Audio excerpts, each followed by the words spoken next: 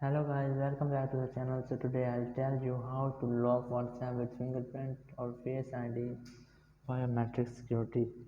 So let's start it. Just open your WhatsApp app and here you have to click on this three dot icon. Click on setting.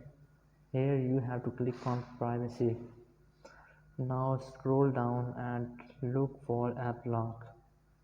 Just click on it and here you have to enable this setting. After enabling this, confirm with your biometric and it has been confirmed. Now you can select that one automatically locks and immediately after 1 minute or after 20 minutes. So I have selected immediately and now I have successfully locked my WhatsApp with my biometric. Thank you very much for watching the video. Until next video, bye bye.